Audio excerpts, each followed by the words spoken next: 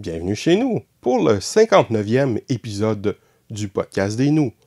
Un épisode ultra long pour parler des adaptations animées antérieures du classique manga Urusei Yatsura de Rumiko Takahashi.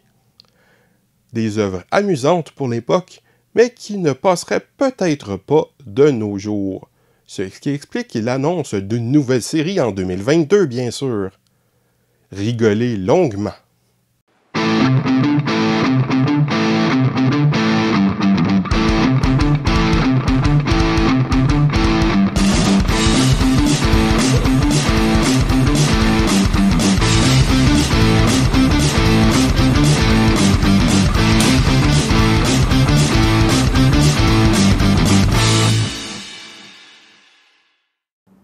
Voici maintenant la chronique culturelle, parce que nous autres, on est culturés, man.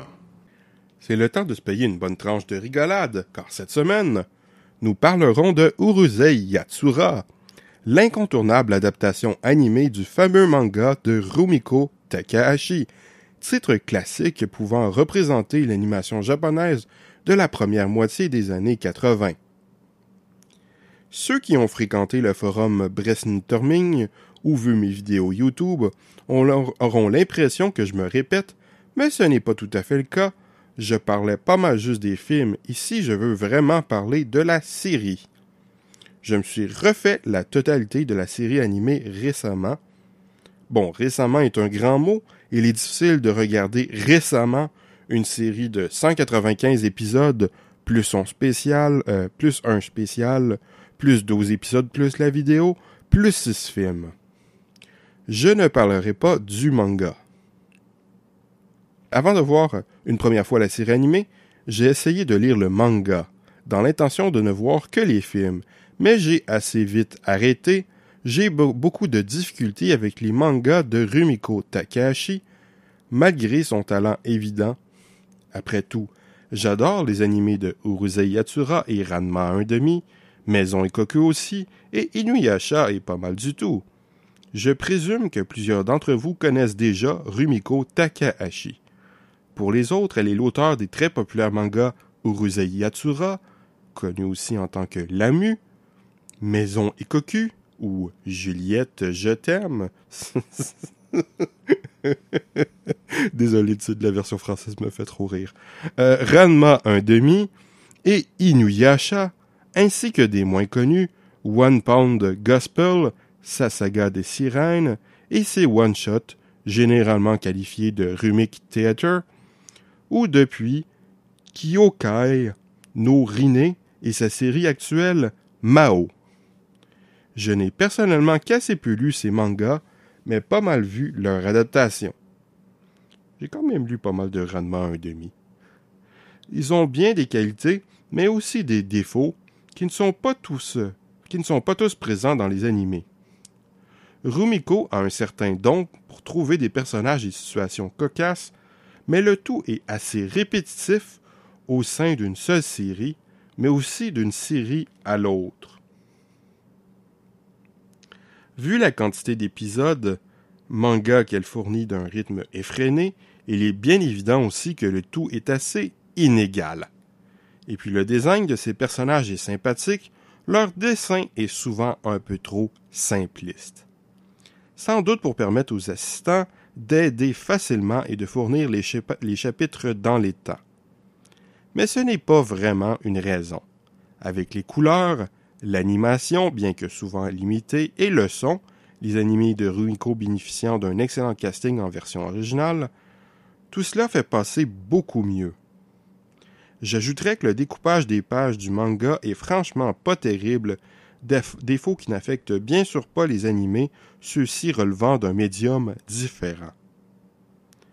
Après avoir gagné un concours organisé par la revue hebdomadaire Shonen Sunday, Rumiko va commencer sa première série, Urusei Yatsura, au début avec un rythme irrégulier, mais avec le succès et l'aide d'assistants, elle pourra fournir un épisode toutes les semaines et poursuivre de manière quasiment ininterrompue avec Ranma 1/2, Inuyasha, Kyokai no Rine et Mao actuellement. Urusei Yatsura est une comédie fantasiste qui relate les aventures d'un tas de personnages, principalement des lycéens. En premier lieu, Ataru, un malchanceux crétin coureur de jupons, et Lum, une jolie extraterrestre amoureuse de ce dernier, mais terriblement jalouse, qui lui lance donc continuellement des chocs électriques. Elle possède aussi le pouvoir de voler dans les airs, pas de l'argent. L'histoire vaguement science-fiction est clairement un prétexte pour les innombrables situations invraisemblables ou fantaisistes que vont vivre l'incroyable galerie de personnages. En fait, les extraterrestres sont des allusions, pas du tout déguisées aux contes, légendes et croyances traditionnelles du Japon. Le manga est en fait une suite d'historiettes humoristiques en un épisode avec de très rares histoires plus longues. L'anime a débuté son adaptation de manière étonnamment fidèle et rapide en proposant 2 histoires par épisode. Après une vingtaine d'épisodes environ, le réalisateur principal débutant de la série, Mamoru Oshii, va prendre un peu plus les rênes de la série.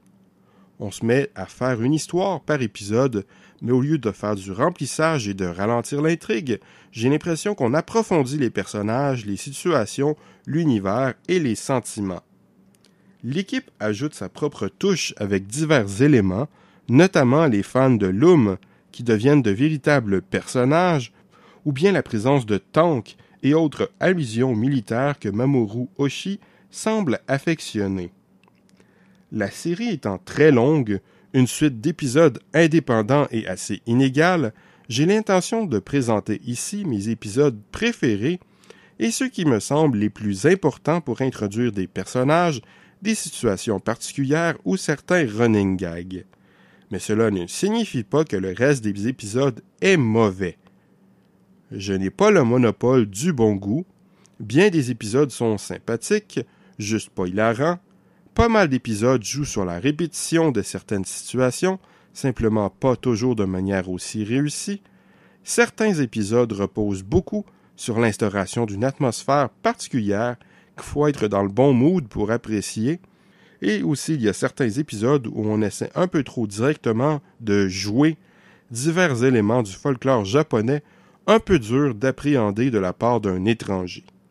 Des épisodes où les personnages réinterprètent à leur sauce des contes, légendes et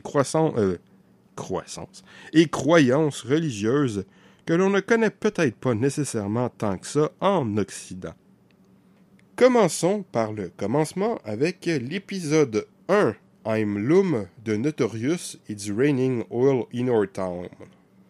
Le premier épisode introduit tout le sujet principal de la série, la relation entre Ataru et Lum. La première partie de l'épisode est la véritable introduction, absolument incontournable. En plus d'Ataru et Lum, on introduit aussi les parents d'Ataru qui se fichent pas mal de lui, qu'il considère comme un malheur. Le père de Lum, un extraterrestre qui semble menaçant comme un démon ou ogre de la mythologie japonaise, un oni. Shinobu Miyake, ami d'enfance et camarade de classe d'Ataru, que celui-ci tente de courtiser, et Chéri, un vieillard supposément moine qui surgit toujours de nulle part, son visage moche devenant un running gag, ainsi que sa principale préoccupation, c'est-à-dire manger. La deuxième partie introduit aussi la légion de fans de Lum qui, dans l'anime, contrairement au manga, deviennent de vrais personnages, surtout Megane, le leader à lunettes de ce groupe de collègues d'étudiants d'Ataru. L'épisode 2, Mail from Space, Ten Arrives, Mr. Swallow and Mr. Penguin, my English is very bad. La première épisode...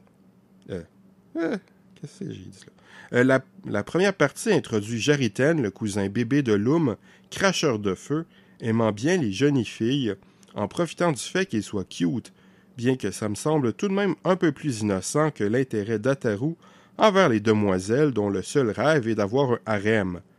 Bien évidemment, Ten et Ataru sont des antagonistes. Si le premier épisode introduit la situation autour de laquelle tourne la série, la deuxième partie de cet épisode l'impose. L'épisode 3, The Coming of Ray, de Handsome Shapechanger, Die Lady Killer. L'épisode introduit Ray, l'ex-petit ami de Loom, un jeune homme joli mais glouton, ne pensant pas à grand-chose d'autre que manger, et qui se transforme en monstre. L'épisode 5, The Mysterious Seductive Beauty Sakura, Tormenting Virus. Cet épisode introduit Sakura, une jolie femme exorciste qui va devenir l'infirmière de l'école, et un futur running gag de la série est qu'elle attire les esprits. Elle a aussi surtout pas mal le même appétit que Chérie. L'épisode 8, Neptune Beyond the Closet, The Confusing Dinosaur Age. La première partie de l'épisode introduit Oyuki, une amie alien de Loom, reine glacée de Neptune. L'épisode 9, Sleeping Beauty Princesse Kurama, Athletic Woman L. L'épisode introduit Kurama, la princesse des Kurazu Tengu, une créature mythologique japonaise qui, dans cette série, ont une apparence de corbeau, à l'exception de leur princesse qui semble une jolie jeune femme. Une erreur des Kurazu Tengu fera que Ataru doit devenir pour leur race le fiancé de la princesse qui souhaite donc le réformer. L'épisode 10, Peter Patter Christmas Eve. Un spécial Noël particulièrement réussi. L'épisode 14, Mendo Arrives with Trouble, Constellation Go Round. On introduit le riche et beau Shutaru Mendo, bien que tout aussi obsédé qu'Ataru, même s'il le cache généralement mieux, qui semble intéresser Shinobu. L'épisode 15, Great Setsubun War, The Benten Corpse Return. On introduit Benten, une autre amie extraterrestre de Loom, plutôt garçon manqué, sur sa moto volante, mais cela n'atténue bien sûr pas l'intérêt d'Ataru. L'épisode 18, Girls' Day, Ranchan's Arrival, Ranchan's Introduction. On introduit Ran, amie d'enfance de Loom, qui maintenant lui en veut beaucoup et lui reproche toutes les petites choses du passé. Sa rancœur n'est pas tout à fait sans raison. Elle aime Ray, l'ex de Loom, mais elle passe toujours beaucoup de temps à ressasser toutes les petites choses du passé, running gag qui va devenir assez gonflant sur le long terme, mais qui est appréciable à ce moment. Son objectif, surtout dans ses premières apparitions de la série, est d'aspirer l'énergie vitale d'Ataru en l'embrassant, un épisode bien amusant pour la moyenne de l'époque. Éventuellement, tout en continuant d'utiliser la liste des rancœurs de jeunesse, la série va se mettre aussi à utiliser sa relation avec Ray, pour lequel elle prépare à manger, sa volonté de vengeance envers tout le monde et pas juste ses tentatives envers Ataru et ses personnalités. Mais pour le moment, on en reste au point de départ. L'épisode 21, Duel Ataru vs Ataru, Waking to a Nightmare. Cet épisode assez amusant introduit quelques gags et situations récurrents de la série. La première partie est sur des désagréments culinaires et la deuxième sur des cauchemars dont il sera question à nouveau plus tard. Tout très subtil. Et il y a eu le spécial Urusei Yatsura All-Star Bash, Grade School Excursion, Run for It. Le début de cet épisode spécial est un montage d'extraits pour résumer la série et ensuite on introduit une femme ninja qui a des problèmes avec ses maîtres. Je ne me souviens plus si celle-ci revient par la suite, mais c'est assez amusant et il y a un personnage à l'intrigue très similaire dans Ranma 1/2. L'épisode 22, The Great Space Marriage Plan, une intrigue classique avec un prince qui enlève Loom, qu'Ataru et d'autres doivent sauver quand en fait le prince est amoureux d'une autre personne. L'épisode 23, The Spring Blossom Picnic, le dernier épisode avec 2 parties dans lequel on découvre un nouveau running gag autour de Mendo. L'épisode 29, From Speechless with Love, Ten et Ataru sont en opposition, les deux étant amoureux d'une jeune fleuriste. L'intrigue va dégénérer de manière hilarante. L'épisode 31, Give Me Back My Horn, Ten perd ses cornes et en même temps ses pouvoirs. Ataru va bien sûr en profiter. L'épisode 33, Teacher Anna was Arrival, Such is Youth. Un nouveau professeur arrive et Lum commence la vie d'étudiante. L'épisode 35, Darlings Had It This Time. Un épisode qui essaie d'exploiter un peu plus le personnage de Ran. L'épisode 36, Ray's Return, Crisis in the Classroom. Ray vient à l'école et on introduit Hudson Mark, le principal enseignant de la série. L'épisode 38, Steel Darling, The Copy Operation. Nouvel affrontement entre Lum et Ran qui va voir cloner et recloner Ataru. L'épisode 39, Peter Patter Summer Date. Incroyable! Lum et Ataru sortent ensemble. Bon, il est un peu obligé parce qu'elle a en main son carnet d'adresses, mais elle agit comme une humaine et c'est tout à fait mignon. L'épisode 44, After You've Gone. Un épisode charmant où Ataru va croire que Lum est partie alors qu'elle ne s'est qu'absentée temporairement. L'épisode 46, Lunch is a Battlefield. Épisode hilarant où l'école interdit aux étudiants de quitter l'école pour manger à l'extérieur, ce qui aboutit bien sûr en véritable guerre. L'épisode 50, The Mendo Siblings. Introduction dans la bien amusante sœur de Mendo, dont le principal plaisir dans la vie est de piéger les gens, notamment son frère. L'épisode 51, There's a Cat on the Stairs. L'introduction du chef fantôme géant amateur de kotatsu, un genre de petite table chauffante traditionnelle au jambon, habituellement de nos jours électrique. Sorti entre les épisodes 58 et 59, le premier film d'Urusei Yatsura, Only You, aurait dû être fait par un autre réalisateur, mais celui-ci s'est désisté et ce film devint ainsi le premier film de Mamoru Oshii. Il peut offrir une excellente introduction au monde d'Urusei Yatsura. En fait, il le fit, puisque paraît-il que c'est suite à celui-ci que la popularité de la licence acquit réellement sa taille. Nous y suivons une histoire comique assez simple tout en proposant du space opéra à grand spectacle, quelque chose d'épique.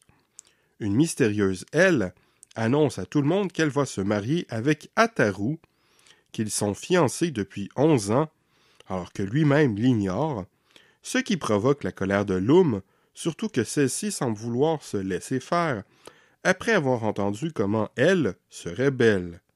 Notre belle alien va donc s'efforcer d'aller chercher son chéri, tandis que tous les personnages réguliers de la série seront embarqués dans l'aventure. Bien que le film fait intervenir une tonne de personnages, ceux que l'on fait plus qu'entrevoir sont très suffisamment présentés pour apprécier le film. Donc il n'est pas nécessaire de connaître déjà la licence, bien que ça ne puisse pas faire de mal pour certains gags. Il me semble que ce film fait preuve par moments de l'inexpérience du réalisateur qui, lors de quelques scènes, ne sait peut-être pas trop quoi faire. Il y a clairement quelques longueurs. Peut-être cela présage-t-il les fameux temps morts de Oshii, mais ce n'était pas nécessairement bien présenté, et surtout une claire exploitation gratuite de la bande musicale qui se devrait mise à contribution de la suite de la série à la télévision.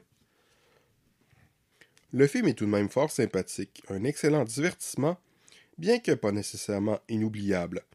Ce spectacle à grand déploiement offre une expérience propre à elle-même, celui qui lui procure une atmosphère un peu spéciale par rapport à la série, preuve d'un film dérivé d'une série fort réussie, ce qui sera d'ailleurs la marque des films d'Urusei Yatsura, ce qui ne sera pas nécessairement le cas des films dérivés des autres œuvres de Rumiko Takahashi.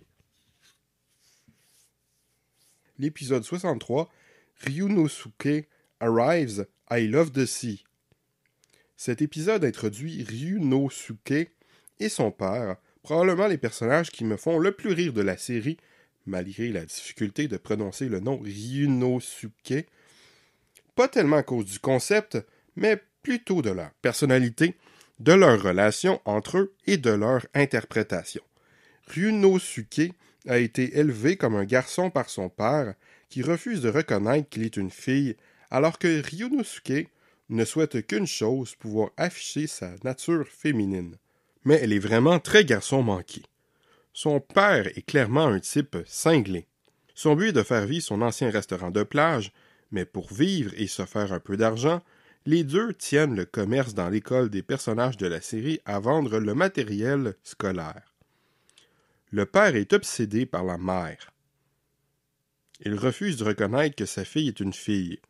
Il exploite sa fille en bien des occasions, il va détourner sa volonté d'afficher son sexe pour lui faire ce qu'il veut. Les deux ont fréquemment des affrontements. Ryunosuke ne réussit vraiment jamais à vaincre son père, ou bien les rares fois que cela semble arriver, ce dernier va exploiter psychologiquement sa fille pour que ce ne soit pas à son désavantage. L'épisode 67, Seeing Shangri-La as a Hell Camp, un épisode sympathique de camping qui se termine en une course. L'épisode 70, Dramatic Appearance, Mizuno Koji Ton-chan. Introduction de Ton, le rival d'enfance de Mendo, et semble-t-il, comme on l'apprend, fiancé de Ryoko, la sœur de Mendo. L'épisode 72, Lumcham The Ruthless Rebel, un épisode où les personnages de la série font un film étudiant. L'épisode 76, Firefighter Mommy Visits.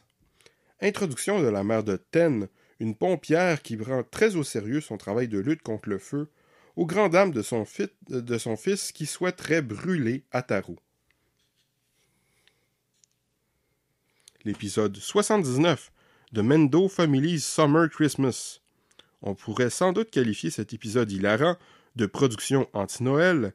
Ce n'est aucunement un truc sentimental, mais un affrontement absurde en couple pour arriver au sommet d'un sapin géant pour atteindre un banquet.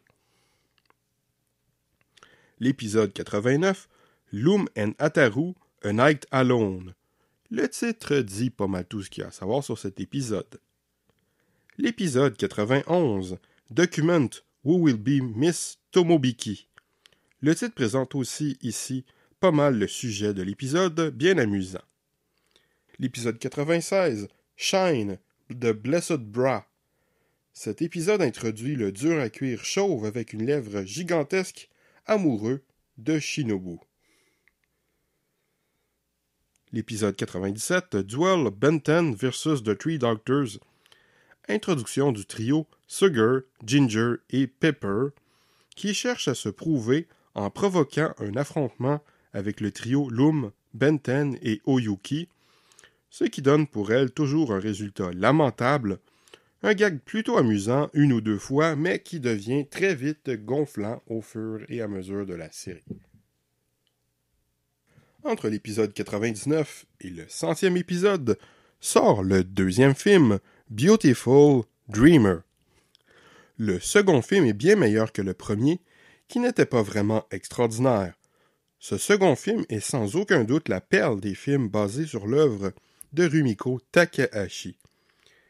Il me semble par contre beaucoup moins fidèle à l'esprit du manga, ce qui pourrait offenser de nombreux fans, mais je ne crois pas que ce soit le cas vu comment ce film semble unanimement glorifié. Mais en un sens, cela n'est pas tout à fait infidèle, puisque cela rejoint le cœur de la série, à mon avis.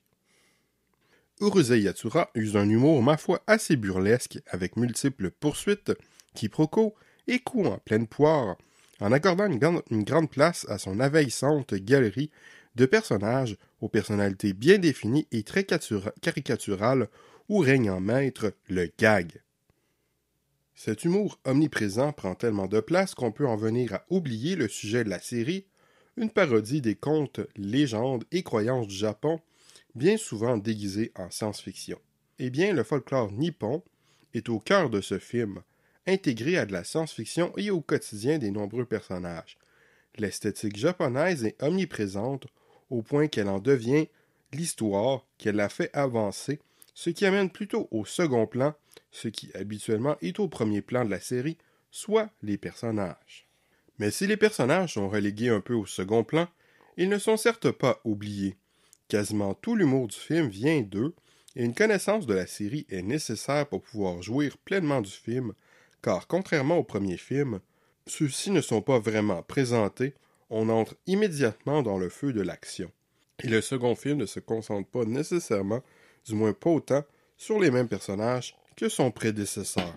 Certes, pas nécessaire de tout voir ou de tout lire, mais le fait d'avoir consommé une partie ne pourrait qu'aider, au minimalement, la lecture d'une présentation de tous les personnages. Celle de Wikipédia en anglais semble pas mal. Vous pourriez simplement voir avant ce film les épisodes dont je viens de parler.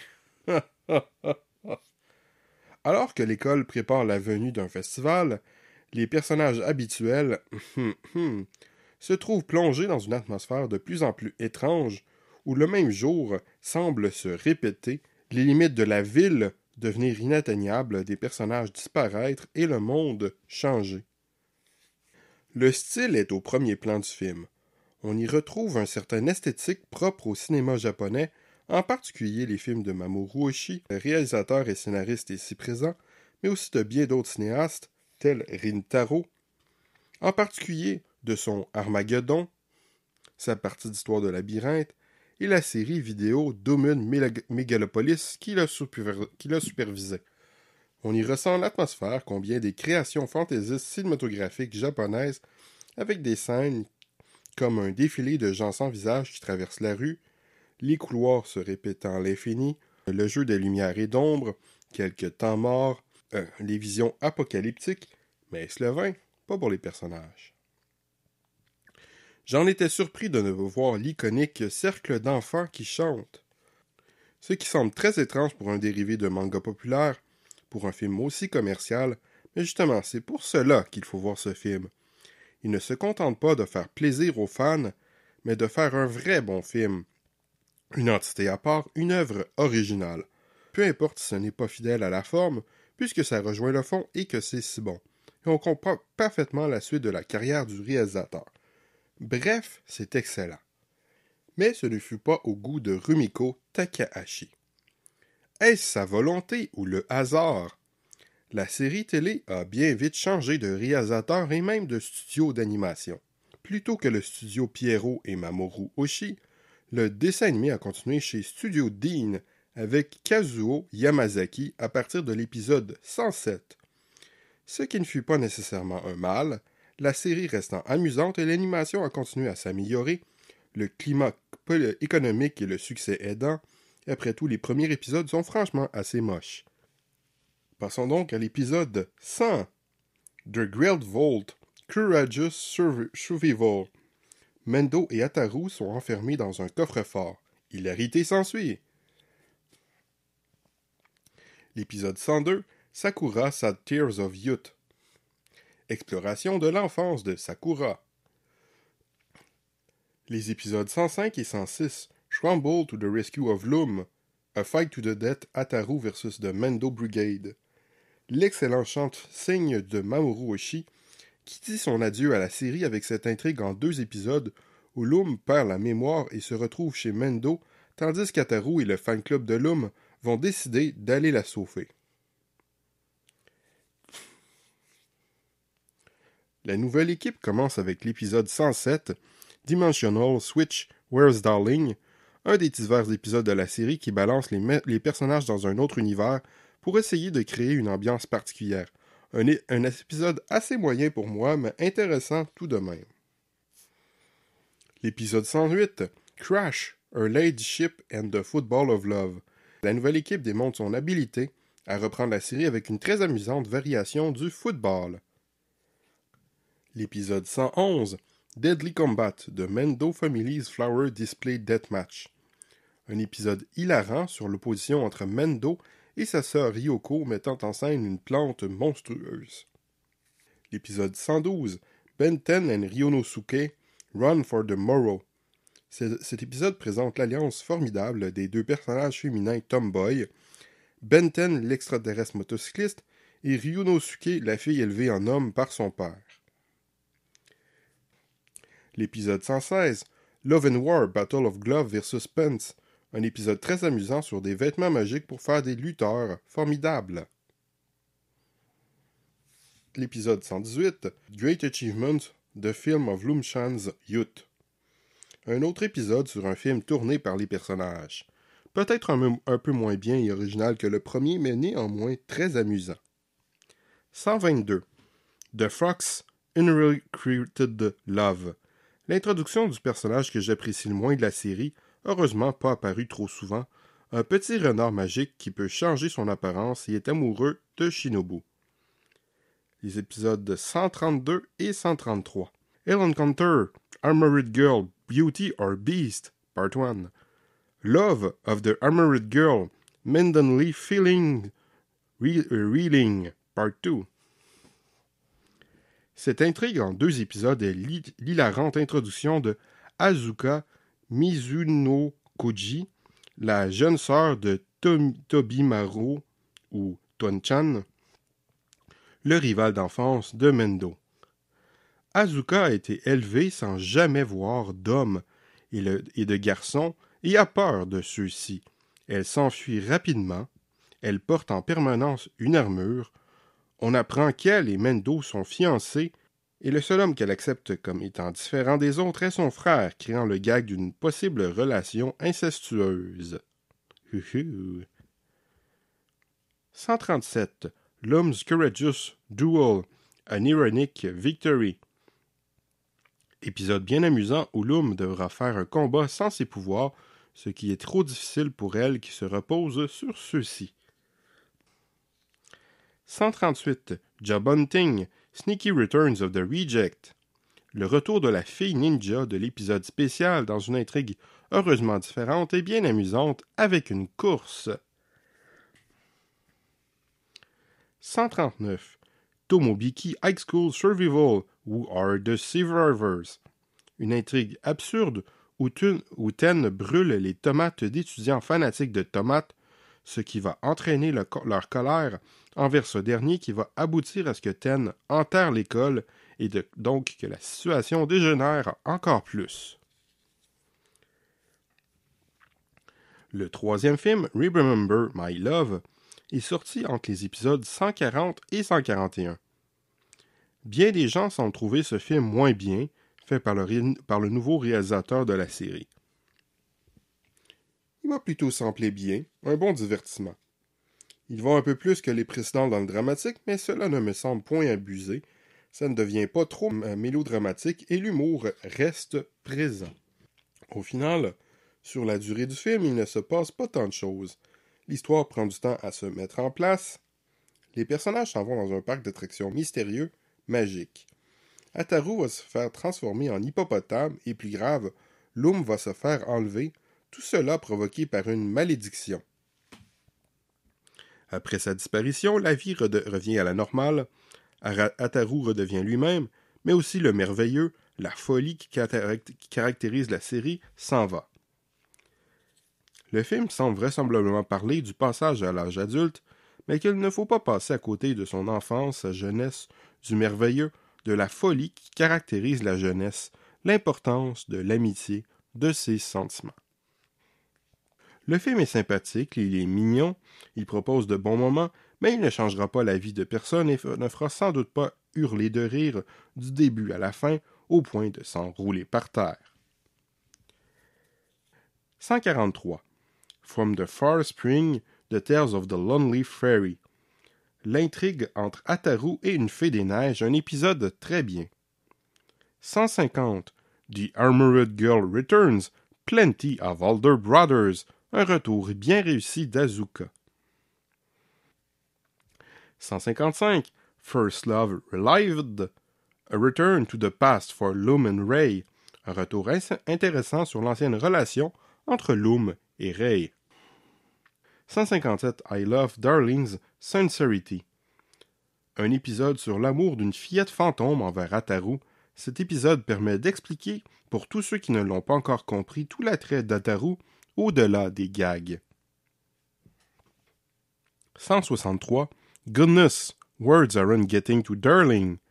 L'épisode utilise une intrigue similaire à l'épisode 44, After You've Gone, mais de manière assez différente et très réussie. 190, Total Chaos, Ranchan Double Doll, un nouvel épisode sur un outil de vengeance de Ran, mais particulièrement hilarant. Un peu avant la fin de la série, entre les épisodes 191 et 192, sort le 4e film, Loom de Forever. Ce film fut un échec, ce qui est fort compréhensible, ce qui ne signifie pas nécessairement qu'il est mauvais. C'est clairement le moins accessible de la série. En regardant Urusei Yatsura, on s'attend à rire, pourtant ce film contient assez peu d'humour. Il est surtout stylé et complexe. Certes pas avec autant d'habileté que le second, qui réussissait d'ailleurs tout de même à rester un excellent divertissement, mais c'est ce qui prédomine. Le film peut sembler assez incompréhensible par moments, non de par sa complexité, mais de par ses multiples références à un peu tout dans la série, et ce de manière beaucoup plus importante que le second film. Ce 4e est donc très préférablement à regarder si nous possédons une connaissance relativement étendue de la série. Même voir tous les épisodes que je mentionne pourrait ne pas être suffisant, même je suis pas mal sûr que cela suffirait en général. Regardez-le donc! Le sujet du film est en toute logique le passage de l'enfance à l'âge adulte, continuellement évoqué dans le film de manière directe ou indirecte. Le réalisateur a sans doute souhaité faire vieillir son public, entre autres les otaku, comme peut-être un certain Hideaki Anno près de 10 ans plus tard avec la fin originale de la série Evangelion, donc pas le film, The End of Evangelion. Mais voilà, ça ne passe pas nécessairement bien avec une comédie pour toute la famille qui se retrouve soudainement pas drôle et pas super compréhensible. La bande habituelle de personnages tourne un film étudiant inspiré du folklore japonais pour lequel ils vont couper un arbre centenaire, ce qui marque le début d'une série d'événements inexpliqués, dont la disparition des pouvoirs de Loom. Loom de Forever ne plaira pas à tout le monde, en particulier à ceux qui veulent simplement rigoler, mais le film demeure tout de même pas si mal. Il est fait très correctement d'un point de vue technique et visuel, il marche assez bien dans ce qu'il cherche à faire, il préserve la tradition de qualité des films d'Urusei Yatsura, qui ont toujours autant un caractère distinct, spécial, unique par rapport à la série, manga ou télé. L'adieu à Urusei Yatsura de Kazuo Yamazaki, juste avant la fin de la série télé. 192. Come Quickly Darling, Loom's Dangerous Marriage Talk. Un peu avant la fin de la série de télévision apparaît un nouveau personnage qui ne réapparaîtra que dans l'un des épisodes pour la vidéo, mais c'est tout un personnage. Shingo, un adolescent qui vit dans une jungle électrique qui a été élevé par une télévision et qui enlève Loom. Le milieu incroyable, le personnage absurde et les relations entre les personnages habituels sont tellement bien exploités que cela fait un épisode exceptionnel. La boîte produisant la série, Kitty Film, veut se lancer dans l'adaptation d'une autre série de Rumiko, Maison Ikoku, et que toute l'équipe d'Urusei Yatsura, qui en a franchement marre depuis le temps, embarque dans le train, et donc la série télé s'est terminée. Mais il y a eu 2 autres films, et une douzaine d'épisodes pour la vidéo, principalement entre les 2 films. Les 2 premiers OAV sont des montages d'extraits d'épisodes sortis pendant la diffusion de la série de télévision. Le 3e OAV, qui a aussi été diffusé à la télévision, à peu près en même temps que sa sortie en vidéo, ce qui pousse à se demander si ce n'est pas un téléfilm, est fort sympathique, adapté d'une intrigue plus longue et marquante que d'habitude du manga. Il a la réputation d'être l'adaptation la plus proche visuellement du dessin de l'auteur. Inaba, de Dream Maker, introduit un garçon en costume de lapin qui travaille pour d'autres lapins qui entretiennent un monde parallèle où sont les portes qui mènent vers les mondes des divers destins possibles. Ce dernier semble tomber amoureux de Shinobu et surtout va échapper une clé dans notre monde qui va permettre à Shinobu, Ataru, Loom et Mendo de pénétrer dans l'autre monde. Un épisode bien amusant et tout à fait mémorable. Après ce troisième OAV va sortir le cinquième film, The Final Chapter. Comme le titre l'indique, c'est la conclusion de la série, adaptée de la dernière histoire en plusieurs parties, du manga. Et ce film correspond certainement aux attentes que pourrait se lever la fin d'Urusei Yatsura, un très bon divertissement. Le film fait toujours référence aux innombrables personnages et situations précédentes de la série, mais, se concentrant sur la relation entre Loom et Ataru, est fort compréhensible sans trop de connaissances préalables, à la limite une lecture d'une présentation des personnages comme le second film, ou simplement avoir vu quelques-uns des films précédents, quoique ça me semble essentiel d'avoir vu ou lu ne serait-ce que le premier épisode de la série manga ou télé. À la surprise de tout le monde, dont Loom, surgit un fiancé de cette dernière qui va l'enlever. Ataru et ses alliés vont partir à sa recherche, mais la situation va bien sûr dégénérer. Nos héros vont-ils finir ensemble? Ataru aime-t-il Loom? Va-t-il le déclarer à Loom? Ce film fort divertissant nous amène à la résolution de la série, donc film absolument à voir pour quiconque s'intéresse à l'univers de Lamu. Les OAV suivants adaptent quelques intrigues additionnelles du manga. Ils sont plutôt amusants mais parfois anecdotiques. Le OAV 5, Nagisa's fiancé. Le père de Ryonosuke réussit à lancer son restaurant de plage, mais sur une île déserte hantée par son ami qui lui a vendu l'île et sa fille qui aurait été fiancée à Ryonosuke. Un épisode hilarant sur Ryonosuke et son père dans une situation fantaisiste fort amusante, observée par l'incontournable quatuor de Ataru, Loom, Mendo et Shinobu. L'épisode 6 de Electric Household Guard. Le retour de Shingo, mais très bien utilisé et différemment, ici sur la propriété des Shutaro aux dépens de Mendo et salé par Ryuko. 8. Goat and Cheese. Cet épisode n'est pas le premier à utiliser un climat d'horreur, mais sans doute le budget un peu plus élevé des épisodes pour la vidéo aide peut-être à réellement réussir à l'exploiter.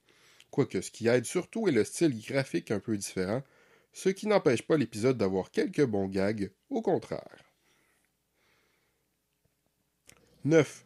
Catch the Earth. Des bonbons qui pourraient être utilisés comme potion d'amour.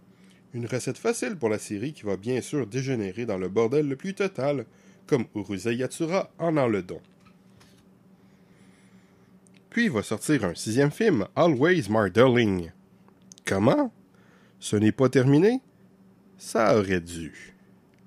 Après la conclusion vint un nouveau film pour célébrer les 10 ans du dessin animé d'Urusei Yatsura et accompagner le premier film de Ranma 1/2 en salle.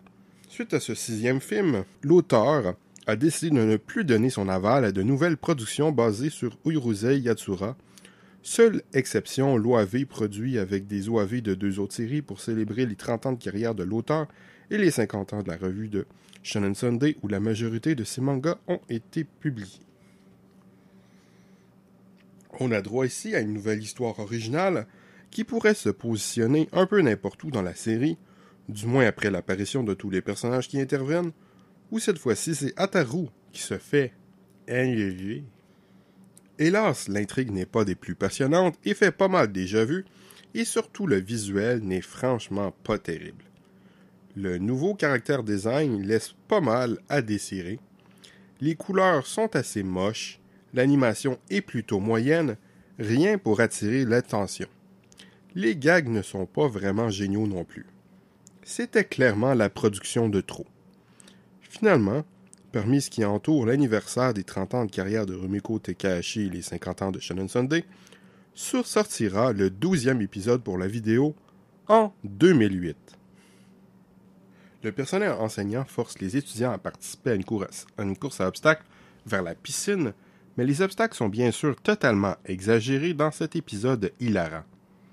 Certes pas le plus original de la série, ça reste explosif, très amusant avec une animation différente mais réussie, qui reste pas mal dans l'esprit de ce qui l'a précédé, aidé par le fait que la quasi-totalité des personnages sont toujours interprétés par les mêmes acteurs vocaux, malgré le fait que cet animé soit recontextualisé à notre époque, les personnages ayant notamment des téléphones cellulaires. Pour ceux qui s'en souviennent, j'ai un système de notes qui est sur 5. Je donne un 5 à un chef-d'œuvre, un 4 à une œuvre qui se démarque particulièrement, un 3 à un divertissement honnête, un 2 à une œuvre moyenne, un 1 à une œuvre mauvaise et un 0 à une nullité absolue, telle que tout ce qu'il se passe en politique. Et oui, je ne fais plus des blagues sur Trump, parce que c'est répétitif à force, et aussi parce que ce sera peut-être pas toujours d'actualité. Je l'espère. L'intérêt de la série est très variable d'un épisode à l'autre, mais en se basant seulement sur mes épisodes favoris, ou les films, on aurait bien pu donner une note de 4 sur 5 à une série, mais dans les faits, elle se mérite sans doute plutôt un 3. Urusei Yatsura a une licence très amusante par-dessus laquelle on ne devrait pas la passer, malgré la quantité peut-être un peu trop forte. Les films, sauf le 6e, sont particulièrement bons. Peut-être devrions-nous faire un épisode du podcast des nous sur Ranma 1/2. Peut-être un jour. On verra ça à demi. Ho ho ho ho ho! À la prochaine. Au revoir et à bientôt.